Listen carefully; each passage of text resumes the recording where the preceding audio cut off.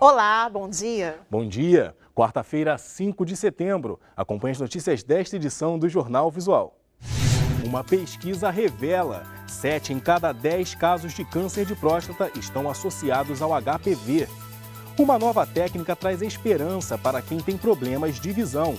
E ainda, as notícias da Paralimpíada de Londres. O Jornal Visual começa agora, o único em rede nacional que você assiste em Libras.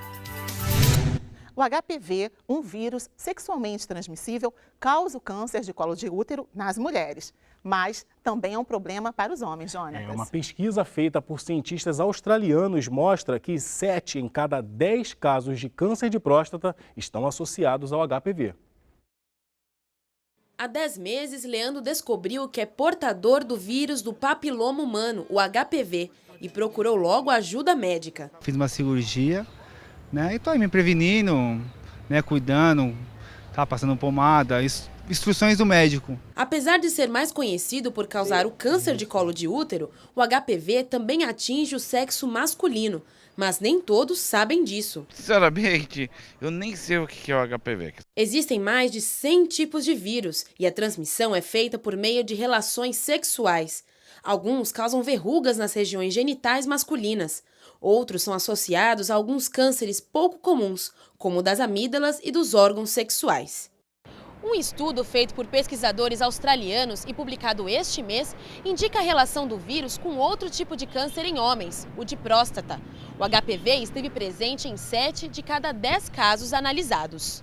Mas para este especialista, os resultados da pesquisa ainda são insuficientes para fazer essa associação. O que é importante para a gente mostrar causalidade, quer dizer, que o vírus está causando o câncer, é uma associação muito mais forte do ponto de vista epidemiológico. Ele está presente nos tumores, ele tem um papel integrado ao genoma da célula, que ele é capaz de transformar aquele genoma celular. Isso o trabalho australiano não mostrou. Homens portadores do HPV podem passar a vida inteira sem apresentar sinais de infecção.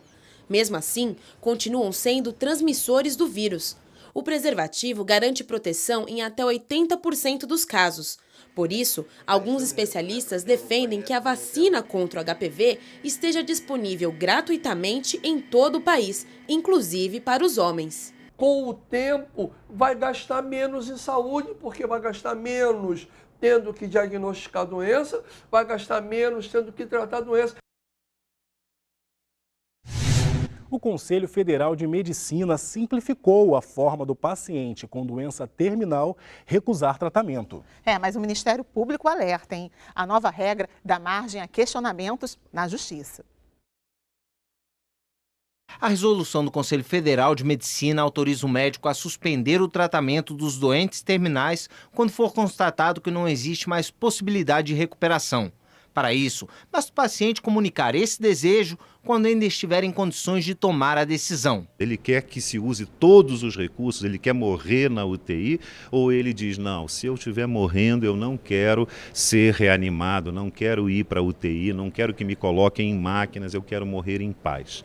Isso precisa ser respeitada definitivamente. Basta uma conversa rápida para o paciente informar ao médico que não está disposto a ser submetido a tratamentos desnecessários. Pela resolução, não é preciso documento assinado nem testemunhas. Segundo a nova regra, a palavra do médico é suficiente para desligar os aparelhos, por exemplo, e tem mais peso do que o desejo dos familiares.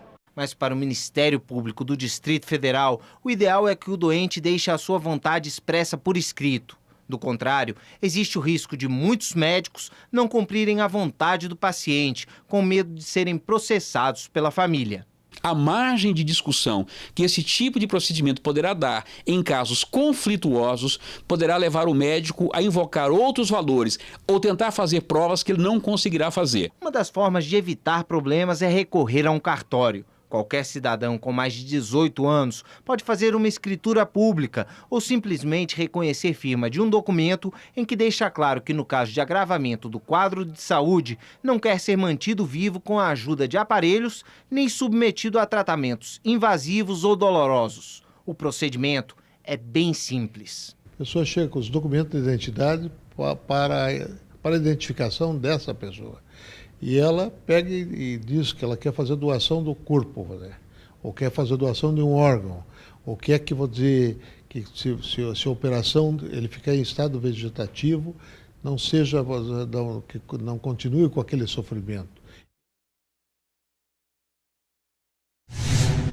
Hora do esporte.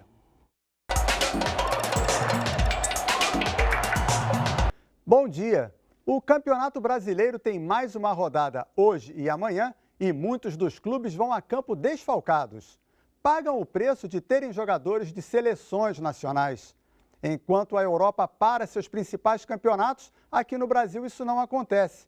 E os clubes que pagam os salários de seus craques acabam sendo prejudicados, principalmente dentro de campo em caso de derrota. Não é de hoje que esse tema é discutido, mas nada se resolve. E os clubes, presos também por contratos com as emissoras de TV, se veem obrigados a cumprir esses compromissos. Até porque a maioria deles já recebeu dinheiro antecipado e não tem nem como devolver, nem como dizer não à tabela do campeonato. O brasileiro já está no segundo turno e qualquer tropeço agora pode até definir o título. Um prejuízo inestimável e que fica difícil de explicar para o torcedor. Já passou da hora de os clubes mostrarem que são eles que devem mandar no futebol brasileiro. Até a próxima!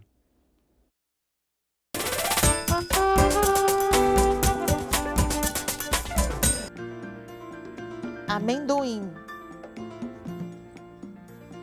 banana, coco, maracujá. Hoje você aprendeu mais 4 sinais. Vamos revisar? Amendoim, banana, coco, maracujá. Uma nova técnica desenvolvida por cientistas do Instituto Butantan, em São Paulo, que usa células-tronco, traz esperança para quem tem problemas de visão. Da polpa do dente de leite, os pesquisadores do Instituto Butantan conseguem extrair e multiplicar células-tronco. A técnica é inédita e o procedimento está sendo usado em tratamento experimental em pessoas com lesões na córnea. Pacientes que já fizeram transplante de córnea, já fizeram transplante de limbo e não funcionou, então esses são os pacientes, os primeiros selecionados para esse trabalho. O diferencial no método para coleta de células-tronco desenvolvido aqui é a possibilidade de tratar até 100 pacientes com a polpa de um só dente de leite e com um índice baixo de rejeição. No método brasileiro, a polpa, parte interna do dente, é mergulhada em uma solução de proteínas e aminoácidos. As células então se multiplicam e, após 6 meses, ultrapassam os 100 bilhões. Para o tratamento, uma pessoa adulta com 70 quilos precisa, em média, de 70 milhões de células-tronco. São células próximas às células embrionárias, porém, células que não provocam resposta imunológica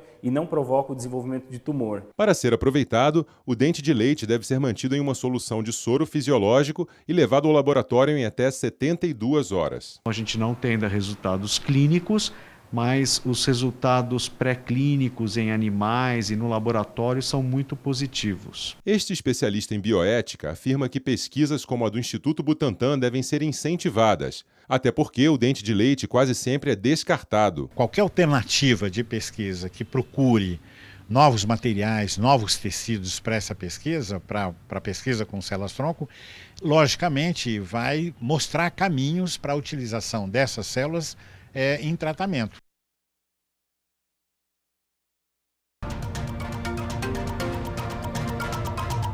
Muitas medalhas para o Brasil. No atletismo, Jonathan Santos conquistou medalha de bronze no arremesso de disco na categoria F40. Johansson Nascimento conquistou medalha de prata na categoria para amputados T46 nos 400 metros. Nos 200 metros para cegos da categoria T11, dobradinha brasileira. Felipe Gomes conquistou o ouro e Daniel Silva a prata. A surpresa foi que Lucas Prado estava nessa final, ele é o atual campeão mundial dessa prova e não ficou no pódio, ficando em 4º lugar. A Bosch conquistou ouro, confirmando o favoritismo da dupla de Seu Pinto e Eliseu dos Santos, na categoria BC4. E assim, eles confirmaram o bicampeonato paralímpico. Mais 2 medalhas na natação. André Brasil conquistou a prata nos 100 metros costas da categoria S10 e Daniel Dias conquistou o ouro na categoria SB4 nos 100 metros peito, com direito a recorde mundial. Eu sou Carla Maia, de Londres, para o Jornal Visual. O Jornal Visual termina aqui. Obrigada pela companhia. Bom dia para você. Bom dia e até amanhã.